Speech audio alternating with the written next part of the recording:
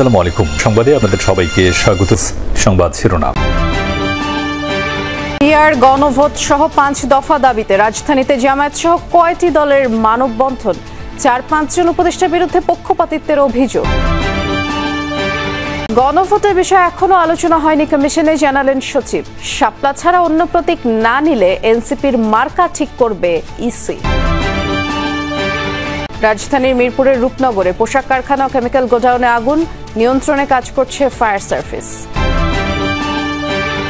সরকারের 4-5 জন উপদেষ্টা একটি বিশেষ দলের পক্ষে কাজ করছে।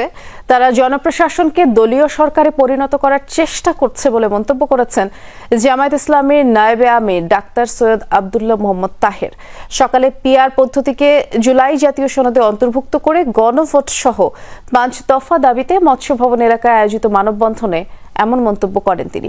বলেন, উপদেষ্টাদের কণ্ঠ রেকর্ড আছে, তাদের সংশোধনের সুযোগ দেওয়া হচ্ছে। বলেন, সময় মতো সাবধান না হলে জনসম্মুখে নাম প্রকাশ করা হবে। জুলাই শহীদদের সাথে বিশ্বাসঘাতকতা করলে তাদের পরিণতি খারাপ হবে বলেও জানান তিনি।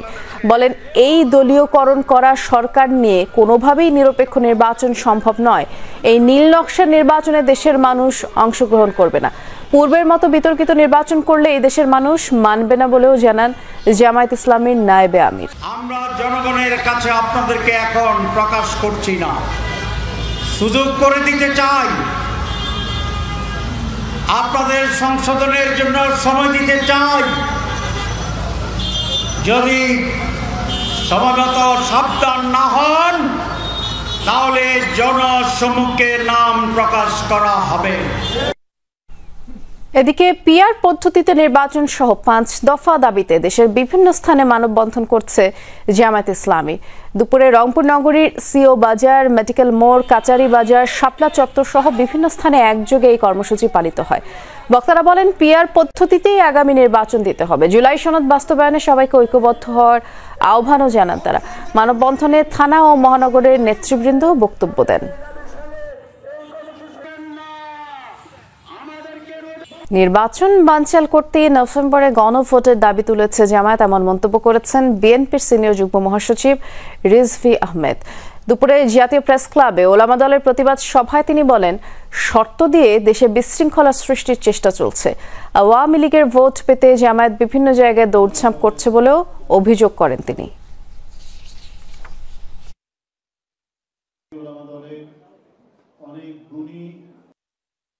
যদি নভেম্বরে গণভোট করেন, এইটার জন্য যে প্রস্তুতি, তাহলে আপনার জাতীয় নির্বাচন, সংসদ নির্বাচন, তার জন্য প্রস্তুতি, এটা তো এক ধরনের বিশৃঙ্খলা তৈরি হবে।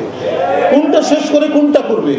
19 অক্টোবরের মধ্যে শাপলার বিকল্প প্রতীকের প্রস্তাবনা না দিলে এনসিপিকে অন্য প্রতীক বরাদ্দ দিয়ে নিবন্ধন দেয়া হবে বলে জানিয়েছেন নির্বাচন কমিশনের সিনিয়র সচিব আখতার আহমেদ। দুপুরে আগারগাঁও নির্বাচন ভবনে সাংবাদিকদের ব্রিফিংয়ে তিনি জানিয়েছেন, ইসির বিধিমালায় না থাকা এনসিপিকে শাপলা প্রতীক দেওয়ার সুযোগ নেই। জানান, গণভোটের বিষয়ে এখনো কমিশনে আলোচনা হয়নি। এ বিষয়ে নির্বাচন কমিশনে ঐক্যমত কমিশনের সুপারিশ এলে করণীয় ঠিক করা হবে। আগামী 20 অক্টোবর সেনাবাহিনী, নৌবাহিনী এবং বিমান বাহিনী সহ আইন শৃঙ্খলা বাহিনীর সাথে নির্বাচনের প্রস্তুতির বিষয়ে বৈঠক করবে ইসি। এ পর্যন্ত 11টি দেশে প্রবাসী ভোটারদের নিবন্ধন কার্যক্রম চলছে বলেও জানান তিনি।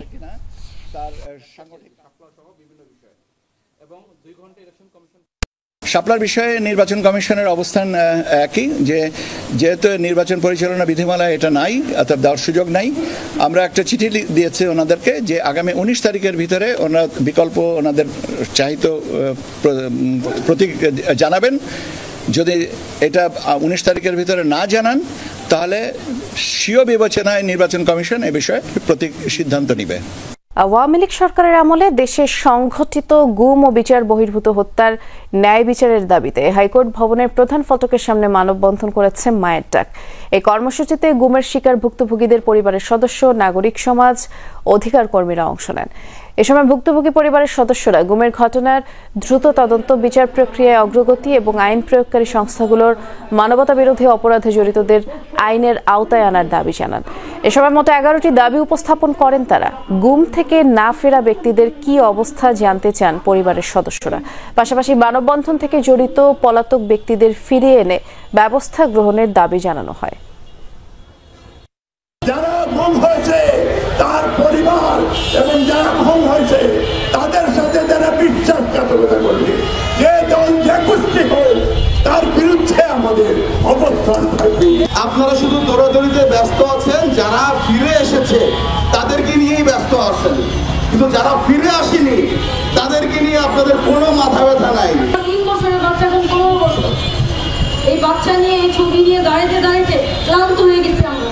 সেই অপশক্তি এখনো বাধা প্রদান করছে আমাদেরকে এখনো জানাতে প্রত্যেকটা পরিবারের কাছে তাদের সন্তানকে, তার ভাইকে, তাদের বাবাকে যে তুলে নিয়ে গেছে আইন প্রয়োগকারী সংস্থা, ইনলিগাল কাস্টডিতে রেখেছে, টর্চার করেছে, আয়না ঘরের মতো সিক্রেট ডিটেনশন সেলে রেখে প্রত্যেকটা তথ্য সত্য সামনে আনতে এবং জানাতে তাদেরকে এখনো বাধা প্রদান করা হচ্ছে। জুলাই আগস্টের মানবতা বিরোধী অপরাধের মামলায় শেখ হাসিনা সহ 3 আসামির বিরুদ্ধে তৃতীয় দিনের যুক্তিতর্ক উপস্থাপন করা হয়। বিচারপতি গোলাম মর্তুজা মজুমদারের নেতৃত্বাধীন ট্রাইব্যুনাল 1-এ এই যুক্তি উপস্থাপন করছে চিফ প্রসিকিউটর তাজুল ইসলাম। সোমবার দিনভর মামলার শুনানি হয়। একে একে মামলার দালিলিক প্রমাণ, ঘটনাস্থল, গণহত্যার পরিধি, জড়িত পক্ষসমূহ এবং জুলাইয়ের ঘটনাক্রম বিশদভাবে তুলে ধরা হয়। একই সাথে শেখ হাসিনার নতুন একটি ফোনালাপ উপস্থাপন করা হয়, যেখানে আন্দোলনকারীদের উপর গুলি চালানোর নির্দেশ দিতে শোনা যায় তাকে। এদিকে কুষ্টিয়ায় 6 জনকে হত্যা মামলায় জাসদ সভাপতি হাসানুল হক ইনুর বিরুদ্ধে অভিযোগ গঠনের পরবর্তী শুনানি 23 অক্টোবর নির্ধারণ করেছে আন্তর্জাতিক অপরাধ ট্রাইব্যুনাল 2। একই জেলায় হত্যা মামলায় 23 অক্টোবরের মধ্যে আওয়ামী লীগের যুগ্ম সম্পাদক মাহবুবুল আলম হানিফ সহ 4 জনকে ট্রাইব্যুনালে হাজির হতে পত্রিকায় বিজ্ঞপ্তি প্রকাশের নির্দেশ দেওয়া হয়েছে। অন্তর্বর্তী সরকারের আমলে বিচার বিভাগের পৃথক সচিবালয় প্রতিষ্ঠা করা হবে বলে জানিয়েছেন আইন উপদেষ্টা ডক্টর আসিফ নজরুল। সকালে সুপ্রিম কোর্ট অডিটোরিয়ামে অ্যাটর্নি জেনারেল কার্যালয়ে ইন্টার্নশিপ প্রোগ্রামের উদ্বোধনী অনুষ্ঠানে তিনি এই তথ্য জানিয়ে বলেছেন, আদালত থেকে জামিন পাওয়ার পর একজন আসামিকে 12টি ধাপ অতিক্রম করতে হয়। কোনো ধাপে টাকাও খরচ করতে হয়। এই জটিলতা ও হয়রানি নিরসনে বুধবার থেকে অনলাইনে জামিননামার সুবিধা চালু করা হবে। এর ফলে জামিন পাওয়ার পর 1 ক্লিকেই সংশ্লিষ্ট কারাগারে পৌঁছে যাবে জামিননামা। আরও বলেন, গুম, দুদক ও মানবাধিকার আইন আগামী কয়েক সপ্তাহের মধ্যেই সম্পন্ন হবে। আমরা ল মিনিস্ট্রি থেকে অনেকগুলা রিফর্ম করেছি, একদম নিজেরা করেছি, কারো কোনো হেল্প, কোনো পার্টনারশিপ করি নাই। কালকে আমরা অনলাইন বেল বন্ডের উদ্বোধন করব। এই বেল বন্ডটা আপনার একটা লোক জামিন পাওয়ার পর আদালত থেকে ছাড়া পাওয়া পর্যন্ত, আমি আমার ল মিনিস্ট্রিতে যারা আছে তারা প্রত্যেকেই জাজ, এক্সপেরিয়েন্সড, ভেরি গুড জাজ। তাদের থেকে শুনলাম 12টা প্রক্রিয়াতে যেতে হয় তার। আগামীকাল আমরা পাইলট প্রজেক্ট চালু করছি। একটা ক্লিক করবে, আদালতের রায় থেকে সরাসরি এটা জেলখানায় পৌঁছে যাবে, যে জেলখানায় আসামি আছে।